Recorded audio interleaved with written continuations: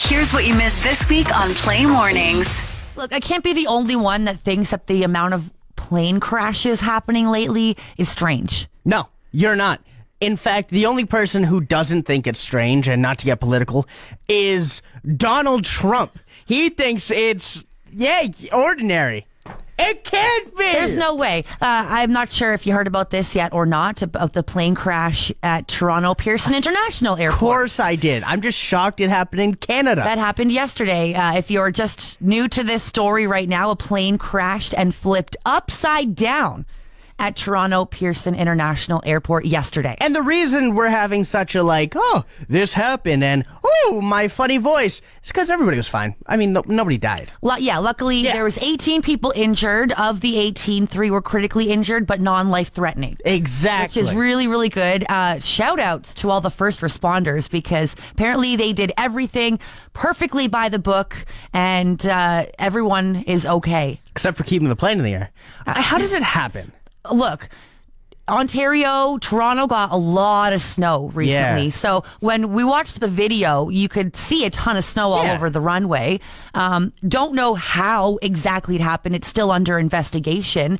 But what I was reading, I found really interesting, is this is the second time, at least in Canada, I'm assuming when I was reading it correctly, that a plane has flipped upside down. And the last time, I think, was in the 80s. And back then, the wings on the planes were designed not to come off. Yeah. Now they have designed the wings so when it crashes, the wings come off to help protect the people in the airplane. So that worked. And they've also upgraded the seats to make them heavier, thicker, wider, so that it protects people on the planes more. Heavier? Yeah. Maybe that's why they're not able to stay in the air. That's not funny. A plane crash, Marina. Wow, John, you're right. You're right. You're the one laughing about it. Now, people were hanging upside down, of course, and they were saying that they could see fuel streaming down the windows. That would have been absolutely terrifying. I would have been done at that point. The plane's going to catch on fire. It's gonna explode something. So, luckily, everybody was okay. Yeah, it didn't. Passengers were saying this whole thing happened within seconds. I can't even imagine. It happened so close to the ground. They had just barely touched the ground, and it flipped on its side and then eventually flipped over. Yeah, imagine, everyone starts clapping because they make it down, they touch down, and then it goes sideways. Listen. Literally. I'm not one to say that if you clap when a plane lands, you deserve to be in a plane crash. However, I mean, they're the same people who clap after a movie. Those are the worst people I know. We got an update on that asteroid. Again? The city killer asteroid. This is the second update in about a week. So first, there was a 1% chance of this asteroid hitting Earth. Yep. Then there was a 2.6-ish% chance, 1 in 43, I believe it said. Now there is a 1 in 32 chance, which means 3.1% chance of this asteroid hitting Earth. So as it keeps getting closer and closer, does the percentage get bigger? That's how it seems. I know it's not going to hit or possibly hit until 2032. But, I mean, it's only been in the last 7 days, it has gone from 1% to now 3.1%. Yeah, by the time... And you still got how many more years to go? Yeah, by the time 2030 hits, it'll be 98. Yeah. 2031, 99. 2032. But again... Impact is imminent. Fort McMurray is going to be fine. Unless, they're calculating it wrong. As it gets closer and closer, it gets bigger and bigger. I mean, they have... Why are you the only person telling me this? I see it everywhere. I literally see these updates everywhere. Where? There's TikTok, there's Facebook. When I go and look at news in the morning, it's everywhere. You are clearly on a better side of... Well, I wouldn't say better, actually, because my stuff doesn't talk about death. I wonder if the doomsday clock has changed. Is there a way for presidents to get a hold of this asteroid and angle it? Because that's the only way it would change, I think. It's true. I feel they're saying that there's almost not a chance it's going to hit. I mean, there's 3.1%, but they're saying it's most likely not going. I don't know about this. If it's only been 7 days and it's the chances are getting higher and higher, I don't know about what's going to happen in 2032. What I don't like is that there are higher chances of this happening than winning the lottery.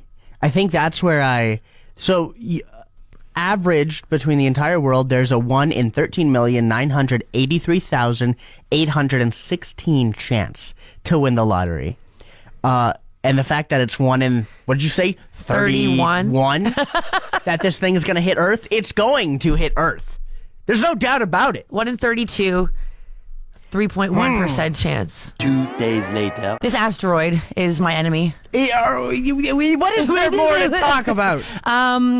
The odds of the asteroid hitting Earth have changed once again. Have they gone down? So over the last, several week-ish, it's gone up continuously. The last time it went up to roughly 3% chance of it hitting Earth. Now it has fallen. Yes! To about 1.5%. It's the only time I'm okay with an asteroid falling. So, yeah, right? That's good. I liked that. Thank you. I wrote that. So it's gone down in half. They're also saying that the asteroid is not quite as large as they estimated it to be, which is also good. Photos make it look bigger. We all know the angle. It's true. Objects in photos may be bigger than they appear. Oh, I sure hope so. It's like a yo-yo, though. It's up and down, up and down. Like, I am over this. We're calling Chapel Roan. I mean, kinda. Yeah, apparently Chapel Roan is teasing a new song called The Giver. Through her own hotline. So there's a number to call, and we're going to try it out, see what happens. All right, what's the number? 620-468-8646. To book an appointment with the dentist, please press 1. If you're trying to reach our attorney, press 2. If you're having plumbing issues, press 3. For any other construction services, press 4. If you have a pressing question but don't have the answer, you can talk to our private investigator by pressing 5. Thank you. Have a good day. I guess. Which one do we push? I guess 1. You ain't gotta tell me if this is my nature. Take it like a baker. Baby, I'm a giver. Well, it's definitely The Giver because you can hear her say it in there. It's definitely teasing her new song. Although it kind of sounds like... So it's country. Is everybody going... It does kind of sound like it's country. The number again. I don't like that we have to redial it every time we want to press another number. We? To book an appointment with the dentist, 2. please press...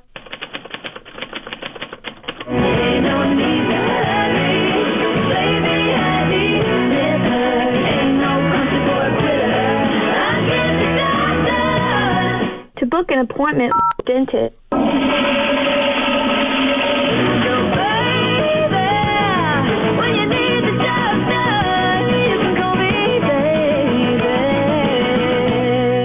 It does sound country. It does. Phone number? 620. All right, so 4. And then we have one more after this.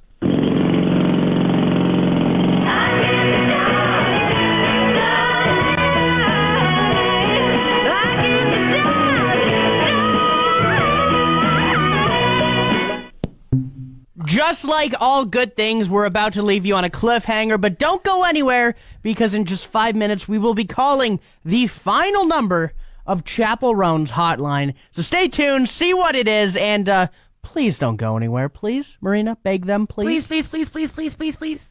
Ladies and gentlemen, I'm super excited. We are back once again with Chapel Roan. Yeah! Hot to go hotline. Oh. So we're not actually... talking to Chapel Roan live. I mean, in a sense, we are. She's teasing her new song with the hotline. You get a phone number, you call it, you select different people to be connected with, you hear different parts of the song. Chapel Roan on the line with us, but really just the hotline. That's right. We have the last and final one to connect with, and I believe it's a private investigator. Let's see it right here at Play Mornings.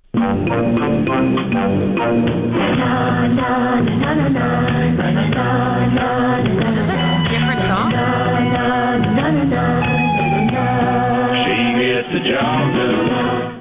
So I think what She gets the job I think what done. happens is if I do some editing magic, I can put all of the clips together, and it gives us like Half of the 15 song? seconds of the song. So I guess let's do that. Once again, what's that phone number if you want to call it for some reason? To call Chapel Roan's very own hotline, the phone number to call is 620-468-8646. And now, without further ado, here is the edited together, what is it? The Giver? The Giver. Chapel Roan's new country song. Maybe she'll collab with Drake. You ain't gotta tell me.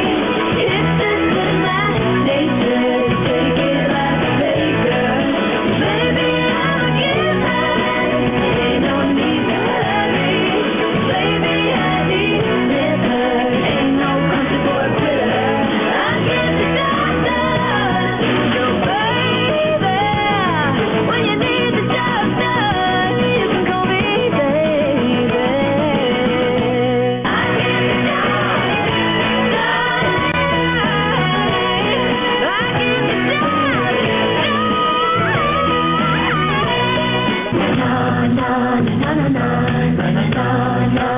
Is this a different song?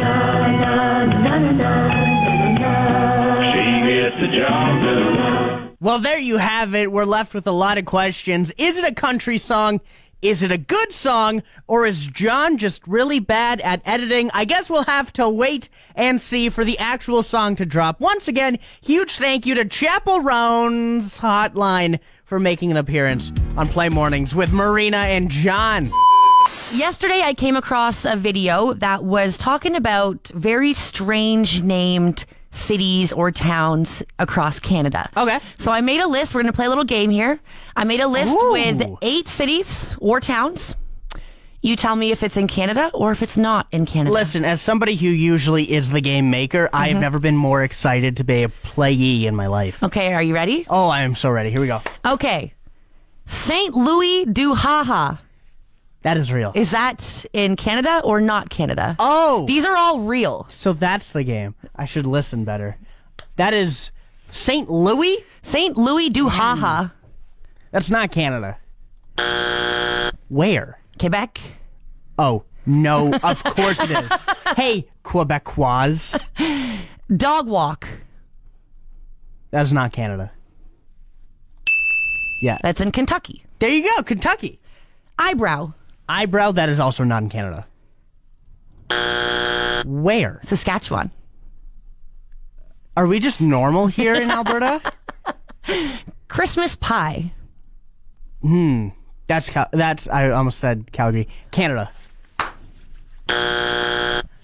That's in England. Ecum Secum. That's not in Canada.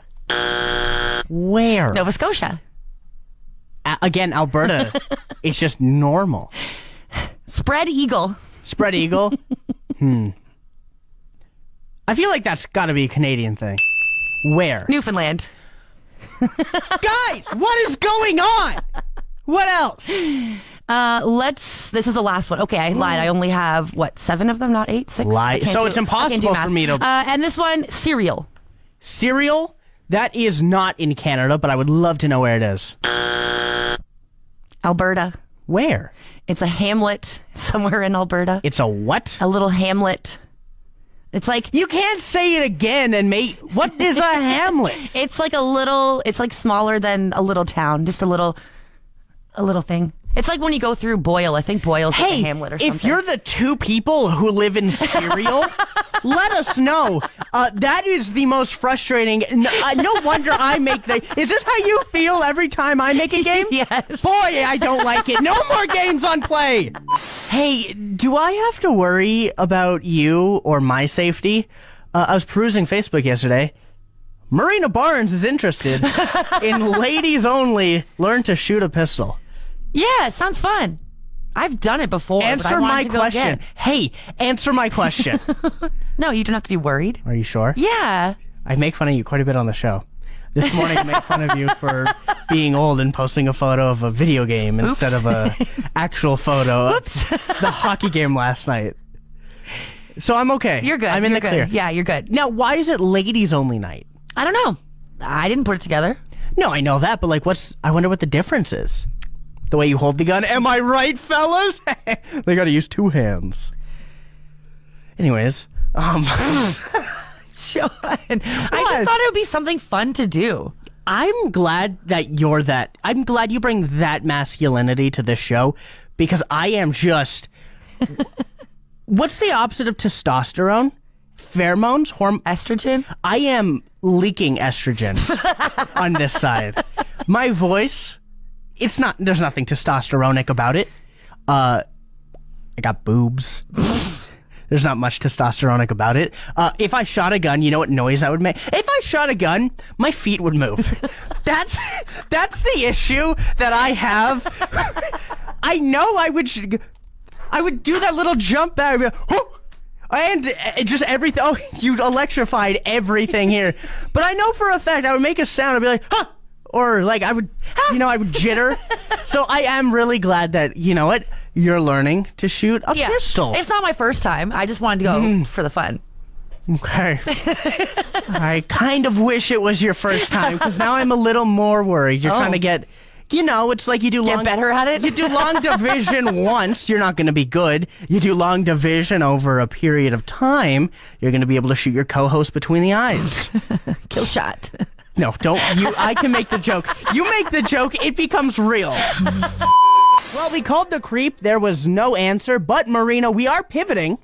We are pivoting. That's John right. decided to call my mother. A real phone number. And here's how it went. All right, Mrs. Barnes, I got one question for you. What is the most embarrassing thing that happened to Marina throughout all of her childhood? She's very closed off, so I need you to spill the beans here. Oh, here we go. I think it was right before your 16th birthday, and I think we were going to get the pop for your birthday. Pop? 16th. Well, we were having Sounds like a we lame birthday party. You were 15! It was 15. So, but I don't know if you want to tell that one. Oh, just say it, Mom. Just say it. We Okay. say a lot of stuff So- on here. Everybody knows my fetishes. Okay, so Marina had gone out to have a party with some friends the night before, and we knew, and she was supposed to be home, but she didn't come home. So we knew where she was, and Chris and I were heading over to the local grocery store to pick up stuff for this birthday party we were supposed to be holding. And there's a shopping mall, like a strip mall at the end of the street, and it was full of kids, teenagers, young adults, full of cars. And as we were going by, I see Marina sitting in the front seat of one of these cars. So I tell Chris to pull in. So he does. I walked through all of these kids, like they just sort of parted the waves like the Red Sea. Oh, hi, Mrs. Barnes. Hi, Mrs. Barnes. Oh, my God, don't tell my mom I'm here, Mrs. Barnes, kind of thing, right? I get to the car. I open the door. The guy in the front seat, in the driver's seat, starts to yell at me, and I said, no, this is my daughter. She's coming with me. Took her by the arm, walked her out. She's absolutely fall down drunk. So we get her in the car, not saying a word. Now she's mad. Oh, Mom, you shouldn't have done that. That's so embarrassing for me. And anyway, Chris and I decided we're taking her grocery shopping with us. So we took her to hang on to the buggy and walk around while we got the pop. So the next day, one of my friends on the police force actually said to me, we were watching those kids because we didn't know what that was all about, because it was a really large gathering. And she said, we couldn't believe that you walked through everyone. And I said, yes, because I know all their parents. Wow. So, yeah. Well, no wonder you don't remember this, Marina. And no recollection whatsoever. Yeah, it's not made up at all. So, I mean, and I think that was sort of her one and only time of doing something like that for a while. For a while. It really taught. Yeah. She kept saying to me, I have to go home now. No, we're not done. I have to go. No, we're not done.